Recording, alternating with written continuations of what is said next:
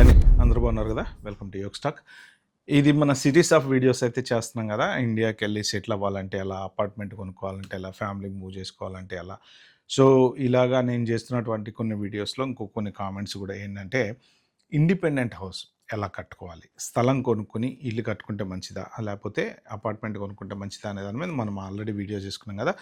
ఈ పర్టిక్యులర్ వీడియోలో ఏంటంటే, మీరు ఓన్లీ ఇల్లు కట్టుకుంటే బెనిఫిటా లేదా? ఒకవేళ కట్టుకోవాలంటే ఎలా కట్టుకోవాలి? పర్మిషన్స్ ఎలా తీసుకోవాలి? ఎలా ఏ స్థలం కొనుక్కోవాలి? ఎలాంటివి ఇవన్నీ పర్టిక్యులర్ వీడియోలో చెప్తా. మీరైతే లాస్ట్ వరకు చూడండి. ఓకే.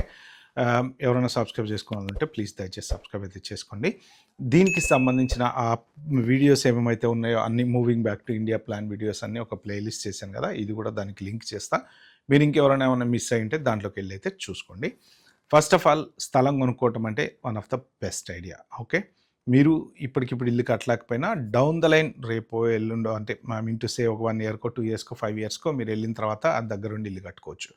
సో దానివల్ల బెనిఫిట్స్ ఏముంటాయంటే, ఫస్ట్ ఆఫ్ ఆల్ మీరు ఒక స్థలం కొనుక్కున్నారు, ఒక 200 స్క్వేర్ ఇయర్స్ అనుకోండి ఫర్ ఎగ్జాంపుల్. మీరు ఇండియా వెళ్ళిన తర్వాత ఆ రూల్స్ ఫాలో అయ్యి దాని ప్రకారం ఏంటంటే ఒక 2 ఫ్లోర్స్ 2 అండ్ 3 ఫ్లోర్స్ ఏదో కట్టుకున్నారనుకోండి. దాంట్లో మీరేంటంటే మీరు ఉండడానికి ఒక ఫ్లోర్ బోను, మిగిలిన ఒక 3-4 లోన్ తీసుకొని కట్టుకున్నా, ఎట్లా కట్టుకున్నా, ఏం చేసుకున్నా ఏదో ఒక రోజుకి లోన్ అయిపోయిన తర్వాత మీకే ఉంటాయి కాబట్టి కొంత రెంట్లు అనేవి మీకు వస్తాయి.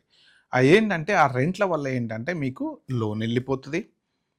లోన్ అంతా అయిపోయిన తర్వాత మీకు అదే ఒక రిటైర్మెంట్ బెనిఫిట్ కింద ఉంటుంది.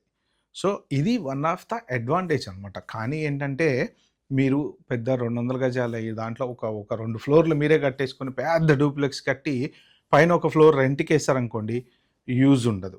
ఎందుకు అంటే ఒక్క దాని మీద వచ్చే రెంట్ తోటి మీరు అంత మేనేజ్ చేయలేరు. రీజనబుల్‌గా కట్టుకోవాలి. అంటే మీకు ఓన్లీ డబ్బుండి బాగా నాకు జస్ట్ ఎవ్వరికి రెంట్‌లకి ఇచ్చుకోను, నేను హాయిగా ఉందాం అనుకుంటున్నా, ఇన్ని రోజుల నుంచి నేను సంపాదించుకున్నా, ఓకే, అబ్రాడ్ నుంచి నేను ఇండియా తెచ్చుకున్న ఇంత అమౌంట్ మంచిగా అనుకుంటే అలా కట్టుకోండి మీరు. లేదు ఫ్యూచర్‌లో రేపు పొద్దున మనకు జాబ్ సిచ్యువేషన్ ఎలా ఉన్నా గానీ రెంట్లు వస్తాయంటే నేను చెప్పినట్టు కట్టుకోండి. అదొకటి. నెక్స్ట్, స్థలం కొనుక్కునేటప్పుడు ఫస్ట్ ఆఫ్ ఆల్ మీరు చాలా చూసుకోవాలి. అవసరమైతే మీరు లాయర్లతో వెరిఫై చేసుకోండి. ఎందుకంటే మోసాలు విపరీతంగా జరుగుతాయి మన దగ్గర. విపరీతంగా జరుగుతాయి. మామూలుగా జరగవు. ఏంటంటే ఆ తీరా కొన్న తర్వాత ఈ వెంచర్‌లని, అవ్వని, ఇవ్వని ఏదున్నా సరే కొన్న తర్వాత ఇప్పుడు ఆ స్థలము మళ్ళా మొన్న హైడ్రా ఇవన్నీ చూసారు కదా. గవర్నమెంట్ పరిధిలో ఉందంటారు, లేకపోతే ఇది హెచ్ఎండిఏ కింద ఉందంటారు, లేకపోతే ఇంకోటి అంటారు, లేకపోతే ఆ survey number government survey number అంటారు. సో ఇట్లా ఏంటంటే రిజిస్ట్రేషన్లు కూడా మార్చేసి అప్పుడు ఒక పెద్ద స్కామ్ అయింది. ఒక రిజిస్టర్‌ని కూడా అరెస్ట్ చేశారు హైదరాబాద్‌లో. ఏదో సంథింగ్ ప్రభుత్వ భూములన్నిటిని మార్చేసి ఏదో ఏదో ఉందండి స్కామ్. నాకు కరెక్ట్‌గా గుర్తులేదులే కానీ. సో ఏదైనా జరగచ్చు అనమాట. ఎనీ టైమ్ ఏదైనా జరగచ్చు. మీ స్థలము 2, 3 రిజిస్ట్రేషన్లు జరిగినవి కూడా ఉన్నాయన్నమాట. సో నాకు తెలిసిన ఒక ఎగ్జాంపుల్ చెప్తా రీసెంట్‌గా జరిగినటువంటిది. ఒక పర్సన్ ఒక స్థలం కొనుక్కుందాం అనుకుని ఎళ్లి అప్రోచ్ అయ్యారు. అక్కడ ఎవరో ఆ ప్లేస్‌లో గుడిసేసుకొని ఉంటున్నారు. వీళ్ళు మీడియేటర్స్ వచ్చారు. అంతా అయిపోయింది. మాట్లాడుకున్నారు. స్థలం అంతా కొనేసుకున్నారు. స్థలం అంతా రిజిస్ట్రేషన్ అంతా అయిపోయిన తర్వాత సడెన్‌గా ఓవర్‌నైట్ ఎవరో ఒక లేడీ వచ్చేసింది. వచ్చి ఏంది ఈ స్థలము కొనుక్కున్నారంట కదా అంటే, అవునా నేనంటే, అది నా స్థలము నీకెవడు అమ్మింది అని చెప్పి ఆమె అడిగిందనమాట. దాంతోటి ఈయన మైండ్ బ్లాక్ అయిపోయింది. సో ఏంటిది ఆ స్థలం ఎవరిదో స్థలము. ఇప్పుడు ఎన్ఆర్ఐలు ఎంతోమంది అమెరికాలో ఉంటుంటారు. వాళ్ళందరికీ స్థలాలు ఉన్నాయి ఇండియాలో. ఓకే. అది ఎవరు తీసుకుపోయి ఎవరు అమ్ముతున్నారో ఎన్ఆర్ఐలే లోకల్‌లో ఉండే వాళ్ళదే అమ్మారు. ఎన్ఆర్ఐలది ఉంది కానీ చెప్తున్నా ఎగ్జాంపుల్‌కి. సో తర్వాత ఏంటంటే ఆమె వెళ్ళడము, పోలీస్ కేస్ పెట్టడము. ఇప్పుడు ఇతను ఇచ్చినటువంటి డబ్బులు పోయినాయి. ఇతని మీద పోలీస్ కేస్ అనేది పడిందనమాట. సో కాబట్టి ఈ ఎగ్జాంపుల్ తీసుకుంటే మీరు స్థలం కొనుక్కునేటప్పుడు చూసుకోవాల్సింది ఏంటంటే, లీగల్లీ హెచ్ఎండిఏ లేఅవుట్స్ అనేవి ఉంటాయన్నమాట. సో అది. తర్వాత ఇంకొకటి ఏంటంటే ఎల్ఆర్ఎస్ అనేది ఒకటి ఉంటుంది. సో ఎల్ఆర్ఎస్, యుఎల్సి, హెచ్ఎండిఏ ఇలాంటివన్నీ చూసుకోవాలి. సో ఫస్ట్ ఆఫ్ ఆల్ మీకు నేను ఎల్ఆర్ఎస్ అంటే ఏంటో చెప్తా.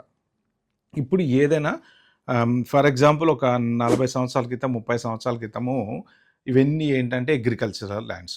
అగ్రికల్చరల్ ల్యాండ్స్‌ని కన్వర్ట్ చేసి కమర్షియల్ ల్యాండ్స్ చేసి ఇల్లులు కడుతూ వస్తున్నారు స్లోగా. ఊరు పెరుగుతున్న కొద్దీ ఏమవుతది, పొలాలన్నీ స్థలాలు అవుతాయి కదా. సో అలా అయినప్పుడు ఏంటంటే ఈ అగ్రికల్చరల్ ల్యాండ్‌ని కమర్షియల్ ల్యాండ్‌కి కన్వర్ట్ చేసినప్పుడు యుఎల్సి అర్బన్ ల్యాండ్ సీలింగ్ అనేటువంటి డిపార్ట్మెంట్ వాళ్ళు ఒక లెటర్ ఇస్తారనమాట. అయిపోయింది, ఇది కన్వర్ట్ అయిపోయింది, సో నో ప్రాబ్లం అని. సో అలా ఇచ్చినటువంటి లెటర్ తీసుకొని మళ్ళీ మనం అందులో వెంచర్లు చేసి అమ్ముతారు కదా, 200, 200, 300, 300 what ever it is. So అప్పుడు దాన్ని మళ్ళీ మున్సిపల్ ఆఫీస్ దగ్గరికి వెళ్ళి ఎల్ఆర్ఎస్ అని తెచ్చుకోవాలన్నమాట. సో ఆ ల్యాండ్ రెగ్యులరైజేషన్ ఏదైతే ఉంటుందో అది చేసిన తర్వాత మీ పేరు మీద ఎల్ఆర్ఎస్ ఇచ్చిన తర్వాత ఇంకా అది క్లియర్ టైటిల్ అన్నట్టు. అంటే ఇంకా పర్ఫెక్ట్గా ఎవరితోటి ఏ తలనొప్పి లేకుండా మీ పేరు మీద ఉన్నట్టు. సో ఇప్పుడు మీరు చూసుకోవాల్సింది ఏంటంటే ఈ ఎల్ఆర్ఎస్ అనేది మీరు కొనేటువంటి సైట్కి ఉందా లేదా అనేది ఒకటి చూసుకోండి. నెక్స్ట్ అది అర్బన్ ల్యాండ్ సీలింగ్లోంచి క్లియర్ అయిందా లేదా ఒకటి చూసుకోండి. ఒక్కొక్కసారి ఏంటంటే ఇవన్నీ లింక్ అయిపోయి ఉంటాయి. మీకు ఎల్ఆర్ఎస్ రావాలంటే యుఎల్సి తెచ్చుకోవాలి, యుఎల్సి తెచ్చుకోవాలంటే కలెక్టర్ ఆఫీస్ దగ్గరికి వెళ్ళాలి, కలెక్టర్ ఆఫీస్లో చెప్పులు అరిగిపోయేలాగా తిరుగుతూ ఉండాలి. ఓకే, అప్పుడు ఎక్కడికో మన ఫైల్ తగిలి మళ్ళీ వాళ్ళు రావాలి, ఇన్స్పెక్షన్ చేయాలి, సర్వే చేయాలి. చేసిన తర్వాత మీకు దానికి సంబంధించిన ఈ కోఆర్డినేట్స్ అన్నీ వాళ్ళు మొత్తం చెక్ చేసుకొని ఇది అర్బన్ ల్యాండ్ సీలింగ్లో లేదు అని ఒక సర్టిఫికేట్ ఇస్తారు. ఒకవేళ ఉంది అంటే మరి అర్బన్ ల్యాండ్ సీలింగ్లో ఉంది కాబట్టి మీకు బయటకి దీన్ని కమర్షియల్ చేయాలంటే మీరు ఇంత అమౌంట్ కట్టాలి అంటారు. సో ఆ డబ్బులు కడితే వాళ్ళ లెటర్ ఇస్తారు. ఆ లెటర్ తీసుకొని పోయి ఈ మున్సిపల్ ఆఫీస్లో మీరు సబ్మిట్ చేస్తే మీకు ఎల్ఆర్ఎస్ అనేది ఇస్తారు. అంటే అప్పుడు మీకు ప్రశాంతంగా మీకు క్లియర్ అయిపోయింది అనమాట. సో అప్పుడు ఏంటంటే లీగల్గా ఎటువంటి ప్రాబ్లమ్స్ ఉండవు. కానీ ఈ పని అంతా చేసుకోవడానికి డ్రైవింగ్ లైసెన్స్ అప్లై చేసుకున్నంత ఈజీ కాదు ఇది. మొత్తం ఒక 4-5 జతలు చెప్పులు సింపుల్గా అయిపోతాయి తిరగాలంటే. ఎందుకంటే ఈ డిపార్ట్మెంట్లన్నింటినీ కోఆర్డినేట్ చేసుకోవాలి. మనం వెళ్ళినప్పుడు ఆ ఆఫీసర్ ఉండరు, ఈ ఆఫీసర్ ఉండరు. తెలుసు కదా మీకు పరిస్థితి ఎలా ఉంటుంది ఇండియాలో. సో అది ఇక నెక్స్ట్ ఇల్లు కట్టుకునేటప్పుడు ఏంటంటే ఇవన్నీ లీగల్గా ఉన్నాయా లేదా చూసుకున్న తర్వాత మీరు ఇల్లు కట్టుకోవడానికి మున్సిపల్ ఆఫీస్లో పర్మిషన్ అప్లై చేసుకుంటారు. పర్మిషన్ అప్లై చేసుకున్న తర్వాత వాళ్ళు మీ ల్యాండ్ సైట్ ఏదైతే ఉందో అది 233 స్క్వేర్ యార్డ్స్ కన్నా ఎక్కువ ఉంటే ఒకలాగా ట్రీట్ చేస్తారు, తక్కువ ఉంటే ఇంకొకలాగా ట్రీట్ చేస్తారు. 233 కన్నా ఎక్కువ ఉంటే ఏంటంటే ఆక్యుపెన్సీ సర్టిఫికెట్ అనేది కావాలన్నమాట. మీరు అపార్ట్మెంట్లు కనుక చూసినట్టయితే చాలా అపార్ట్మెంట్లకి ఓసి అంటారు, ఆక్యుపెన్సీ సర్టిఫికెట్ అనేది ఇస్తారు. అంటే ఏంటంటే మీరు రూల్ ప్రకారం లీగల్గా పర్ఫెక్ట్గా కట్టారు, ఎటువంటి డీవియేషన్స్ చేయలేదనేసి మున్సిపల్ ఆఫీస్ వాళ్ళు ఆ లెటర్ ఇస్తారనమాట. అంటే ఇక మీరు రిలాక్స్, ఆ లెటర్ వచ్చింది అంటే ఇంక మీకు ఎటువంటి తలనొప్పి లేదు గవర్నమెంట్ తోటి. అది మెయిన్. సో ఈ ఆక్యుపెన్సీ సర్టిఫికెట్ కనుక మీకు రావాలి అంటే రూల్స్ ప్రకారం మీరు కట్టాలి. రూల్స్ ప్రకారం ఫాలో అయ్యి ఒకవేళ 233 స్క్వేర్ యార్డ్స్ పైన ఉంది అంటే ఈ మోర్ట్గేజ్ అంటారు దాన్ని, మన ఇండియా భాషలో మోర్ట్గేజ్ పెట్టుకుంటారు అనమాట. జనరల్గా మన అబ్రాడ్ భాషలో మోర్ట్గేజ్ అంటే లోను, కానీ ఇండియాలో ఏంటంటే మోర్ట్గేజ్ చేయడం అంటే ఈ కట్టేటువంటి ఇల్లు ఏదైతే ఉంటుందో రెండు ఫ్లోర్లు కడతారా, 3 ఫ్లోర్లు కడతారా, అపార్ట్మెంట్లు కడుతున్నారా, ఇంకోటి కడుతున్నారా, దాంట్లో ఒక భాగం మున్సిపాలిటీ ఆఫీస్ పేరు మీద రిజిస్ట్రేషన్ చేయాలి. ఎందుకు అంటే రేపు పొద్దున మీరు కనుక రూల్స్ కనుక ఫాలో అవ్వకపోతే వాళ్ళు దాన్ని డీరిజిస్టర్ చేయరు. చేయకపోతే ఆ భూమి మీద మీకు హక్కు ఉండదు. అప్పుడు మీరు రేపు పొద్దున మీ పిల్లలకి ఇవ్వాలన్నా, మీరు అమ్ముకోవాలన్నా మీరు హక్కుదారులు కాలేరు. కాబట్టి వాళ్ళు ఏంటంటే ఈ రూల్ పెట్టడం వలన మీరు కంపల్సరీ రూల్స్ ఫాలో అవుతారు. ఫాలో అయ్యి ఏమేమైతే ఆ డీవియేషన్స్ అవన్నీ ఉంటాయి కదా, సెట్ బ్యాక్స్ అవన్నీ అవి ఫాలో అయ్యి మీరు అంత కరెక్ట్గా చేసుకున్న తర్వాత వాళ్ళు మళ్ళీ మున్సిపాలిటీ వాళ్ళు వచ్చి సర్వే చేసి అప్పుడు మీకు ఆక్యుపెన్సీ సర్టిఫికేట్ ఇస్తారు. ఇచ్చిన తర్వాత రూల్ ప్రకారం కట్టారు అని చెప్పేసి ఒక లెటర్ ఇస్తారు. ఆ లెటర్ తీసుకొని వెళ్ళేసి మీరు మన రిజిస్ట్రేషన్ ఆఫీస్కి వెళ్ళి మళ్ళీ ఎవరో ఒక మున్సిపాలిటీ ఆఫీస్ నుంచి ఒక ఆఫీసర్ వస్తారు, వచ్చి మీకు తనఖా పెట్టినటువంటి అంటే మోర్ట్గేజ్లో పెట్టినటువంటి flat what ever it is అది విడుదల చేస్తారనమాట. అంటే అక్కడ రిలీజ్ చేసిన తర్వాత మీకు మళ్ళీ మీ పేరు మీదకి బ్యాక్ వచ్చేస్తుంది. అది లేదు అంటే స్థలం మీ పేరు మీదే ఉంటుంది, ఇల్లు మీ పేరు మీదే ఉంటుంది, పర్మిషన్ మీ పేరు మీదే ఉంటుంది, అన్నీ మీ పేరు మీదే ఉంటాయి. కానీ ఈ ముక్క మాత్రం వాళ్ళ పేరు మీద ఉంటుంది. ఏది ఒక ఫస్ట్ ఫ్లోర్లో ఒక ఫ్లాటో, సెకండ్ ఫ్లోర్లో ఒక ఫ్లాటో అట్లా వాళ్ళ పేరు మీద ఉంటుంది. కాబట్టి మీరు అది విడుదల చేసుకునే వరకు మాత్రం మీకు తలనొప్పి. ఇంకా మీరు అమ్మలేరు, ఎవరికి ఇవ్వలేరు, ఏం చేయలేరు. ఎందుకంటే రిజిస్టర్ ఆఫీస్లో అది లింక్ అయి ఉంటుంది కాబట్టి. అది రూల్ అనమాట. సో అది ఆ రూలు మీరు అన్నీ పర్ఫెక్ట్గా ఫాలో అవుతే అది పర్ఫెక్ట్గా అయిపోతుంది. కట్టుకున్న తర్వాత మీరు ఓసీ క్లియర్ చేసుకున్న తర్వాత ఈ ఎలక్ట్రిసిటీలు అయితే ఏంటి, వాటర్ కనెక్షన్స్ అయితే ఏంటి, ఇవన్నీ అప్లై చేసుకోవాలంటే మీకు ఆక్యుపెన్సీ సర్టిఫికేట్ కావాలి. ఆబ్వియస్‌గా మీరు ఒకసారి కన్‌స్ట్రక్షన్ చేయడం స్టార్ట్ చేస్తే మీకు ఆటోమేటిక్‌గా ఇవన్నీ అర్థమైపోతుంటాయి అనమాట. కానీ నా బెస్ట్ సజెషన్ ఏంటంటే మీరు రూల్ ప్రకారం వెళ్ళటమే బెటర్. ఎందుకంటే చాలామంది డీవియేట్ చేస్తూ ఉంటారు. రూల్‌ని సెట్ బ్యాక్‌లని మెయింటైన్ చేయకుండా మొత్తం స్థలం అంతా కట్టేసి ఇప్పుడు అలాంటప్పుడు ఏంటంటే ప్రతివాడు బెదిరించేవాడైపోతాడు. వాడొచ్చి డబ్బులిమ్మని, వీడొచ్చి డబ్బులిమ్మని, ఇంకోటి డబ్బులిమ్మని. ఎందుకంటే మీరు ఒక తప్పు చేసినప్పుడు తప్పుని కప్పిపుచ్చుకోవడానికి మళ్ళీ 10 తప్పులు చేయాల్సొస్తదనమాట. సో, అప్పుడేంటంటే ఇగ అందరికీ డబ్బులిచ్చుకుంటా మెయింటైన్ చేయటము, మళ్ళా ఇగ ఈ లంచాలు, గించాలు ఈ తలనొప్పంతా పెట్టుకోవాల్సొస్తది. అందుకనేంటంటే మీరు ఒక రోజు కట్టుకోవడం లేట్ అయినా పర్లేదు. లీగల్‌గా రూల్ ప్రకారం పర్ఫెక్ట్‌గా ఎళ్తే ప్రశాంతంగా కట్టుకోవచ్చు.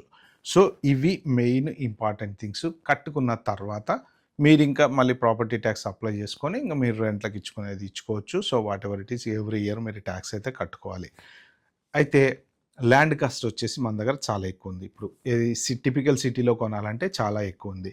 మీకు ఔట్‌స్కర్ట్స్‌లోకి ఎళ్ళినా పర్లేదు. కొంత మీకు అన్ని చోట్ల గూడా ఇప్పుడు మంచి ఇంటర్నేషనల్ స్కూల్స్ ఉన్నాయి. బాచ్‌పల్లి ఆ ఏరియా దాటి ఇంకా ముందుకెళ్ళినా, మేడ్చల్లకెళ్ళినా, ఎక్కడికెళ్ళినా ఉన్నాయి. సో, మీరొకటి చూసుకోవాల్సిందేంటంటే, ఈ వెంచర్ ఎవరైతే చేసి అమ్ముతున్నారో, ఆ వెంచర్ హెచ్ఎండిఏ పరిధిలో ఉందా లేదా? ఒకవేళ ఔట్‌స్కర్ట్స్‌లో కొంటే. హెచ్ఎండిఏలో ఎందుకు అంటే వాళ్ళు కొన్ని సెట్ ఆఫ్ రూల్స్ అనేవి పెడతారు. రెరా అప్రూవ్డ్ అంటారనమాట. సో, రెరా యాక్ట్ అనేది ఒకటొచ్చింది మన దగ్గర 4 ఇయర్స్ బ్యాకో, 5 ఇయర్స్ బ్యాకో సంథింగ్. వాళ్ళ రూల్ ప్రకారం ఏంటంటే, ఒకవేళ ఈ వెంచర్ ఏసినటువంటి ఎవరైతే వాళ్ళు బిల్డర్స్ ఉంటారో, వాళ్ళు గనక అది డెవలప్ చేయకుండా మధ్యలో వదిలేసి ఎళ్ళిపోతే హెచ్ఎండిఏ వాళ్ళు డెవలప్ చేసి ఇస్తారు. సో, అందుకని ఏంటంటే వాళ్ళు ముందే డబ్బులు కట్టించుకుంటారు దానికి కావాల్సినంత. వీళ్ళు ఆ వెంచర్‌ని మొత్తం రూల్ ప్రకారం అందులో ఒక 2 పార్కులు ఉండాలి, ఉయ్యాలుండాలి, సంథింగ్ ఏవో చాలా చాలా రూల్స్ ఉన్నాయన్నమాట. ఆ రూల్స్ అన్నీ పర్ఫెక్ట్‌గా ఫాలో అయినప్పుడు వాళ్ళు ఆక్యుపెన్సీ సర్టిఫికేట్ అనేది ఇస్తారు. సేమ్ ఇందాక నేను ఇంటికి ఎలాగైతే చెప్పానో ఈ హెచ్ఎండిఏ లేఅవుట్‌లకు కూడా ఆక్యుపెన్సీ సర్టిఫికేట్ అనేది ఇస్తారనమాట. సో, దానికి కూడా సేమ్ ఇదే మోర్ట్‌గేజ్‌లో పెట్టుకుంటారు. కొన్ని సైట్‌లు ఏవైతే ఉంటాయో అవి మోర్ట్‌గేజ్‌లో పెట్టుకొని ఈ ఆక్యుపెన్సీ సర్టిఫికేట్ ఇచ్చిన తర్వాత మళ్ళీ దాన్ని వాళ్ళు డీరిజిస్టర్ చేసుకొని సో, వాళ్ళు మిగిలినవి అమ్ముకుంటూ ఉంటారనమాట. సో, అలాగా ఈ ప్రాసెస్ అంతా జరుగుతది. దీంట్లో మీరు నార్మల్‌గా ఎక్కడికన్నా పోయి ఎవరన్నా సైట్ అమ్ముతున్నా కొనుక్కున్నారనుకోండి, మీరు పర్ఫెక్ట్‌గా సర్వే నంబర్‌లు గానీ, లేకపోతే అంటే అదర్ దాన్ ఈ హెచ్ఎండిఏ లేఅవుట్ కాకుండా జనరల్‌గా ఉండేటువంటి సైట్‌లు కొనుక్కుంటూ ఉంటే ఏంటంటే, ఫస్ట్ థింగ్ మీరు చూసుకోవాల్సింది సిటీలో అయితే ఎల్ఆర్ఎస్. అది వెరీ, వెరీ, వెరీ ఇంపార్టెంట్ అనమాట. సో, అది ఉందా? లేదా? అని అడగండి. ఒకవేళ అది గనక లేదు అని ఎవరన్నా అన్నారంటే మాత్రం బెటర్ అలాంటి సైట్‌లు కొనుక్కోకుండటమే. ఎందుకంటే మీరు మీ అంతట అది తెచ్చుకోవాలి అంటే చెప్పాను గదా! తిరిగి, తిరిగి, తిరిగి, తిరిగి ఒక 10 జతలు చెప్పులయిపోతే గానీ అది రాదు. అంత ఈజీ కాదది ప్రాసెస్‌లో మన దగ్గర అన్నీ ఆన్‌లైన్ అంటారు. కానీ అవ్వవు. ఎందుకంటే ఆన్‌లైన్‌లో గూడా అప్రూవల్ ప్రాసెస్ అనేది ఉంటది గదా! సో, వాళ్ళక్కడ నొక్కాలి గదా బటను. నొక్కితే మళ్ళా ఎళ్తది, మళ్ళా వస్తది, మళ్ళా నొక్కాలి. ఇవన్నీ నేను కొన్ని చెప్పలేను గానీ but whatever it is. So, మీరు రూల్స్ ప్రకారం ఫాలో అవ్వండి. సైట్ కరెక్ట్‌గా ఉందా లేదా చూసుకోండి. బట్ ఓవరాల్ బెనిఫిట్ ఏంటంటే కంపారిటివ్ అపార్ట్‌మెంటు ల్యాండ్ తీసుకొని ఇల్లు కట్టుకోవటం అనేది ఎప్పటికైనా మీ ల్యాండ్ మీకుంటది. అపార్ట్‌మెంట్‌లో అయినా ల్యాండ్ అనేది ఉంటది. కానీ ఏంటంటే అపార్ట్‌మెంట్ కాబట్టి పోయిన కొద్దీ కన్‌స్ట్రక్షన్ క్వాలిటీ బాలేదనుకోండి సో, మీకు ప్రాబ్లమ్స్ వస్తూ ఉంటాయి. డబ్బులు పెడుతూ ఉండాలి. ఎవ్రీ మంతు హెడేక్ అనమాట. సో, దీని గురించి ల్యాండ్ గురించి, ఎల్ఆర్ఎస్ గురించి, యూఎల్సీ గురించి మోస్ట్ ప్రాబబ్లీ నేను అన్నీ క్లియర్‌గా ఎక్స్‌ప్లెయిన్ చేశానే అనుకుంటా. మీకు ఇంకా ఏమైనా డౌట్స్ ఉన్నాయి అంటే ఇప్పుడు ఈ పర్మిషను తర్వాత ఇవన్నీ గూడా ఆర్కిటెక్ట్ అనేవాళ్ళు చూస్తారు. ఇప్పుడు జనరల్‌గా కంపల్సరీ ఆర్కిటెక్ట్ ద్వారానే ఎళ్ళాలి. వాళ్ళు ప్లాన్ గీసిస్తారు గదా! మీకు ఎలా గావాలని చెప్తే వాళ్ళు ప్లాన్ గీసిస్తారనమాట. సో, ఇది మెయిన్ ఈ వీడియోలో నేను చెప్దాం అనుకుంది. ఇంకా డౌట్స్ ఏమన్నా ఉన్నాయి అంటే మీరు కింద కామెంట్‌లో మెన్షన్ చేయండి. I will come back to you ASAP. Thank you. By by. Have a good day.